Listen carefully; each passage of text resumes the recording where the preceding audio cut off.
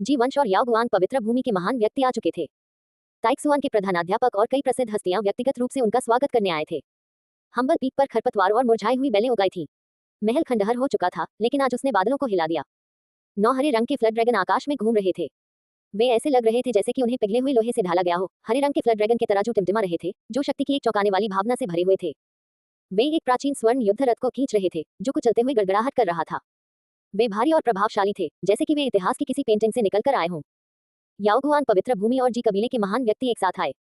वे एक ही रथ में बैठे और हम्बल पीक पर प्रकट हुए। ताइक्सुआन की 108 मुख्य चोटियों के कई साधक चिंतित हो गए।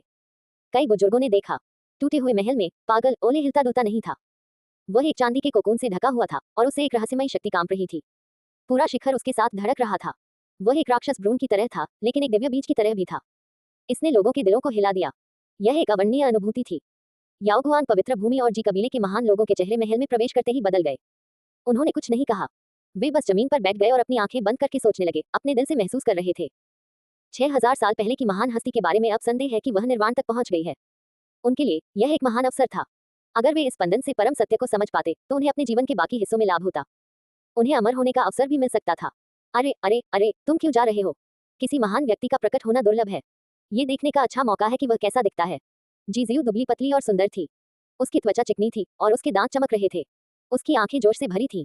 उसने ये फैन को पकड़ लिया और संदेह से पूछा, तुम कहाँ जा रहे हो? मैं साधना के लिए एक शांत जगह ढूंढने जा रहा हूँ। महान व्यक्तियों की शक्ति से ईर्ष्या करने के बजाय खुद को मजबूत बनाना बेहतर है। ये फैन हम्बल पीक से नीचे चला गया। तुम झूठ बोल रहे हो। मुझे लगता है कि तुम दोषी महसूस कर रहे हो। ऐसा लगता है कि तुम जानबूझकर इन महान हस्तियों से बच रहे हो। जीजियू की इंद्रियां बहुत तेज थीं। ये फैन वास्तव में जानबूझकर उनसे बच रहा था। बहुत सारे रहस्य रखना अच्छी बात नहीं थी। उसे प्राचीन काल से चली आ रही एक महान शक्ति का सामना करते समय सावधान रहना था। चलो स्टार पीक पर चलते हैं। अगर हम नहीं जाते हैं, तो वे सचमुच सोचेंगे कि हम डर गए हैं, जीजियू ने कहा। भूल जाओ, तुम अकेले ही जाओ। मैं खेती करने जा रहा हूँ। ये फैन स्टार पीक पर नहीं जाना चाहता था, कहीं ऐसा न हो कि वह फिर से परेशानी खड़ी कर दे। अंत में ये फैन एक सुनसान पहाड़ी श्रृंखला में चुपचाप साधना करने लगा।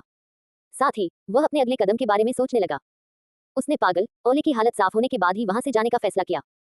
अगले कुछ दिनों में ताइक्सुआन संप्रदाय में कई महान हस्तियां थीं और वे सभी बूढ़े पागल आदमी के लिए आए थे। हम्बल पीक पर प्राचीन महल लगभग एक दिव्य भूमि बन गया था। आम लोगों को वहां जाने की अनुमति नहीं थी। जो लोग अंदर पैर मोड़कर बैठ सकते थे, वे सभी प्रसिद्ध व्यक्ति थे और वे सभी किसी क्षेत्र को हिला देने में सक्षम थे। इस दिन जिनफिग ने ये फैन और जीजियू को आमंत्रित करने के लिए किसी को भेजा। संदेशवाहक ने यह स्पष्ट कर दिया कि उसका कोई बुरा इरादा नहीं था और वह केवल दोनों गुटों के बीच संबंधों को बेहतर बनाने की कोशिश कर रहा था। चूंकि हमारे पास करने के लिए कुछ नहीं है, तो चलो एक बार जाकर देखते हैं।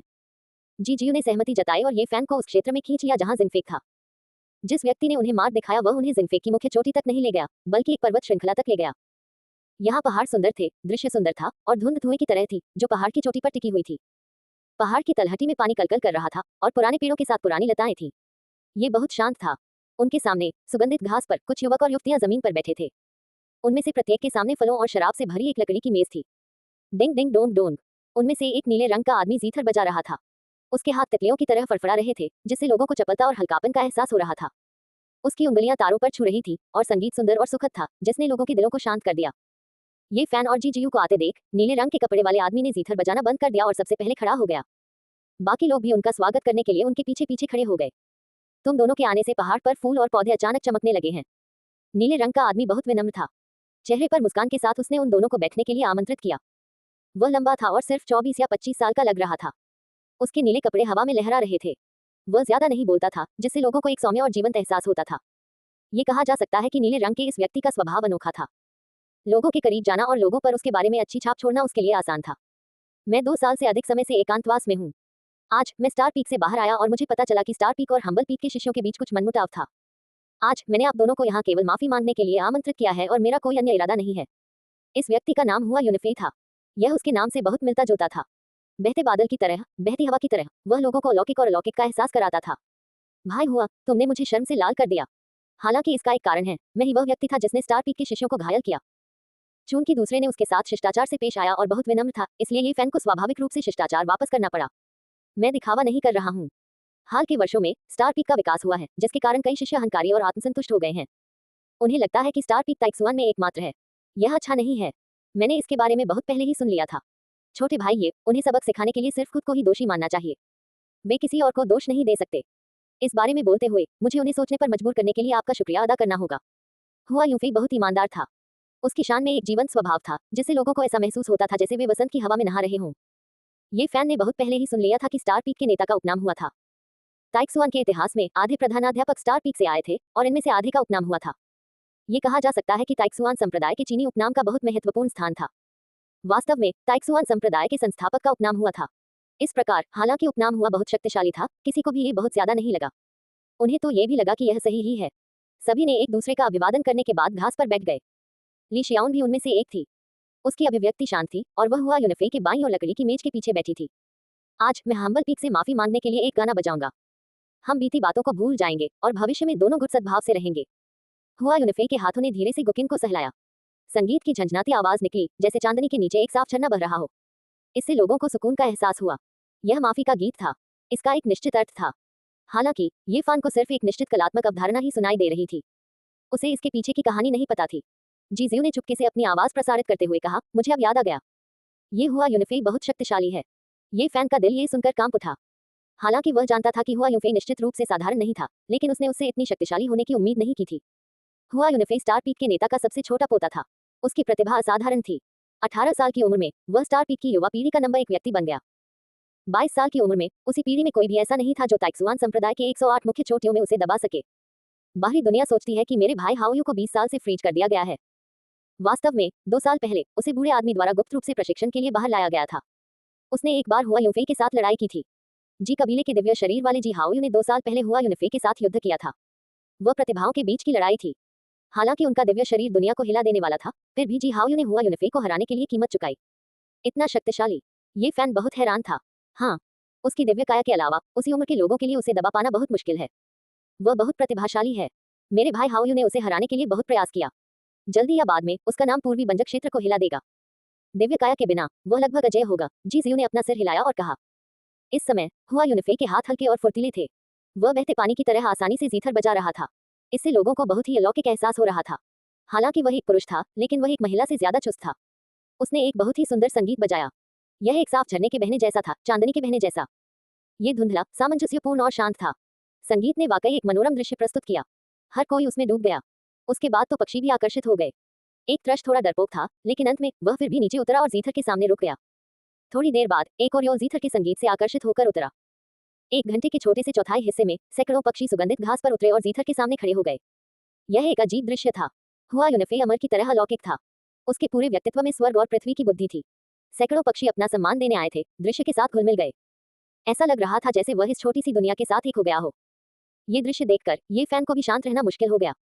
ये हुआ यूनिफे निश्चित रूप से एक साधारण व्यक्ति नहीं था। उसने अपने दिल में पूछा, आपके भाई के पास एक दिव्य काया है। उसने महासागर के ऊपर चमकते हुए चंद्रमा की घटना की साधना की। क्या उसे हराने के लिए अभी भी बहुत प्रयास करने की जरूरत थी?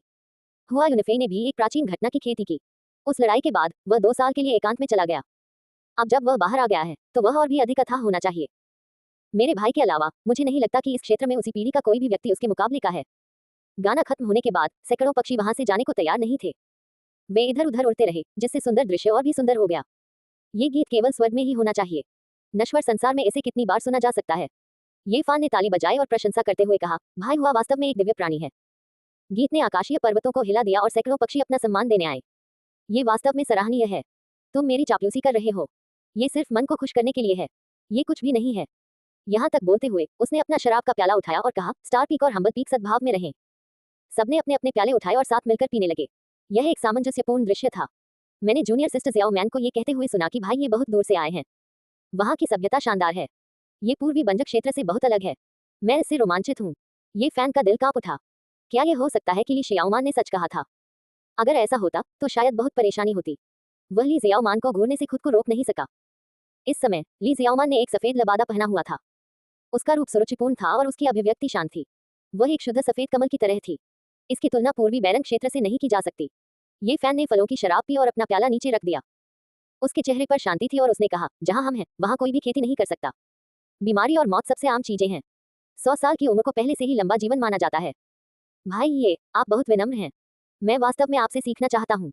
मुझे आशा है कि आप मुझे सिखाने में कंजूसी नहीं करेंगे। हुआ यूनिफे बहुत ईमानदार लग रहा था। उसने ये फैन को 1 कप फ्रूट वाइन पिलाए और कहा, मुझे लगता है कि तुम्हारे गृहनगर का हमारे साथ कुछ संबंध है। ये फैन का दिल कांप उठा। उसे लग रहा था कि सामने वाला व्यक्ति बहुत कुछ जानता है। क्या यह हो सकता है कि ली शियाओमान ने उसे सचमुच सब कुछ समझा दिया हो? जी जियू की आंखें घूम रही थी। उसे लगा कि ये फैन के पास बहुत सारे रहस्य हैं। उसने चुपके से उन्हें जल्द से जल्द बाहर निकालने का फैसला किया। प्राचीन काल से चली आ रही जी जाति पूर्वी बंजक क्षेत्र में प्रसिद्ध है। जी जाति की युवती मेरे ताइक्सुआन महाद्वीप में मेहमान है। मैंने तुम्हें अनदेखा कर दिया है। हुआ यूनिफे ने अपना कप उठाया और जी जियू को देखकर मुस्कुराया। पुरातन युग की युवती, इस पहचान ने सभी को चौंका दिया। ली जियाओ मैन बहुत हैरान हुआ और एक अजीब अभिव्यक्ति प्रकट की। जी जियू को आश्चर्य नहीं हुआ। वास्तव में हम्बल पीक पर कई शिष्य उसकी पहचान जानते थे, स्टार पीक लीडर के छोटे पोते का तो कहना ही क्या। वह प्यार से मुस्कुराए और उसके बाएं गाल पर एक छोटा सा गड्ढा बन गया। उसने कहा, मेरा नाम जी जियू है। जी शुई से जी, ईस्ट से पर्पल एयर से जी और मून से यू। जी शुई। ये फैन का दिल दहल गया। उसने कभी जी जियू के परिवार के बारे में नहीं पूछा था। इस समय उसके मन में कई सवाल थे। क्या इस दुनिया के लोग भी जी शुई के बारे में जानते हैं? क्या तुम्हें नहीं पता? प्राचीन पूर्व में एक नदी है। उसका नाम जी शुई है। ये पूर्वी बंजक क्षेत्र में बहुत प्रसिद्ध है। यह मेरे घर के पास से बहती है। समय की गणना करें तो ये कम से कम 50,000 वर्षों से बह रही है। जी जियू की आंखों में एक अजीब सी चमक चमक उठी। ये फैन चौंक गया। ये बहुत पहले की बात है। ये निश्चित रूप से पृथ्वी पर जी शुई से बहुत लंबा समय था। मुझे मिस जियू से बहुत पहले ही मिल जाना चाहिए था। बात बस इतनी सी है कि मैं अभी अभी एकांत से बाहर आया हूँ। तुम्हारा भाई और मैं बिना झगड़े के एक दूसरे को नहीं जान पाते। वैसे हम अजनबी नहीं हैं। हुआ यूनिफे मुस्कुराया। ये कहते हुए वह खड़ा हो गया और बोला, मैं जाकर मेहमानों का स्वागत करूंगा। तुम लोग यही रहो। भाई हुआ को हमारा स्वागत करने की कोई आवश्यकता नहीं है। हम पहले से ही यहाँ हैं। यहाँ का नज़ारा बहुत सुंदर था। फूल और पेड़ ताजे थे। अजीबोगरीब पत्थर और मंडप थे। कुछ ही दूरी पर 10 से ज्यादा लोग तैरते हुए दिखाई दिए। उनमें पुरुष और महिलाएं दोनों थे। उन सभी का स्वभाव असाधारण था। पुरुष सुंदर थे और महिलाएं सुंदर थीं। वे अमर की तरह थे। भाई हाउ यू यहाँ क्यों हैं? जी जियू ने धीरे से बुदबुदाया और ये फैन के पीछे छिप गया। हम्बल पीक पर 6000 साल पहले की एक अनोखी आकृति गहरी नींद में थी। इसने अलकायद, जी परिवार और अन्य ताकतों के महत्वपूर्ण लोगों को आकर्षित किया और उन्हें वहां इकट्ठा होने के लिए प्रेरित किया। इसी समय इन ताकतों के उत्कृष्ट शिष्य भी ताई जुबान में आए। उनमें पूर्वी बंजर दिव्य शरीर जी हाओयू, अलकायद पवित्र भूमि की संत और अन्य संप्रदायों की युवा प्रतिभाएं शामिल थीं। हुआ यूनिफे मुस्कुराया और दर्जनों लोगों का नेतृत्व करते हुए आगे बढ़ गया। जियुए, जी हाओयुए का बैंगनी लबादा हवा में लहरा रहा था। वह चमकीले चांद की तरह शांत था। उसका स्वभाव किसी देवता की तरह असाधारण था। ऐसा लग रहा था कि उसके चारों ओर एक अंतहीन प्रभामंडल है। उसने जी जियुए को घूर कर देखा। भाई हाओयुए। जी जियुए ने प्यार से मुस्कुराया। वह ये फैन के पीछे से बाहर आए और जी हाओयुए की बांह को गले लगाने के लिए आगे बढ़ी। तुम उसके साथ क्यों हो? जी हाओयुए का चेहरा शांत था, लेकिन उसकी आंखें धमकी भरी थी। उसने ये फैन की तरफ देखा। उसे अच्छी तरह याद था कि यह व्यक्ति कई राक्षसों के साथ रहा था। मैं उसके साथ क्यों नहीं रह सकती? जी जियुए ने अपनी नाक सिकुड़ी और नाखुशी से जी हाओयुए की बांह हिला दी। जो दर्जन भर लोग आए थे, वे सभी कुलीन वर्ग के थे। सभी ने जी हाओयू और ये फैन को देखा। उनमें से एक अलकायद पवित्र भूमि की संत भी थी। वह इतनी सुंदर थी कि चांद और फूल भी शर्मिंदा हो जाएं। वह एक परी की तरह थी जो नश्वर दुनिया में उतरी थी। जी हाओयुए ने कुछ नहीं कहा। वह कुछ कदम आगे बढ़ा और ये फैन को घूरने लगा। उसने कहा, इन कुछ महीनों में मेरी बहन तुम्हारे साथ रही है। ये फैन वहीं बैठा रहा और उठा नहीं। उसने कुछ ऐसा कहा जिससे लोगों और देवताओं को गुस्सा आ गया। ये सही है। हम साथ खाते पीते हैं और साथ रहते हैं। तुम किस बारे में बात कर रहे हो? हालांकि जी हाओयुए की अभिव्यक्ति शांत थी, जैसे आसमान में चमकता चांद, लेकिन उसकी आंखों में रोशनी चमक रही थी। ये बहुत डराने वाला था। माफ करना, मैंने गलत बात कह दी। मेरा मतलब यह था कि हम हमेशा साथ रहे हैं और हम कभी अलग नहीं हुए। तुम बदमाश, बकवास मत करो। जी जियू ने उसे डांटा। जी हाओयू की आंखें चमक रही थीं और उसके बैंगनी कपड़े हवा में नाच रहे थे।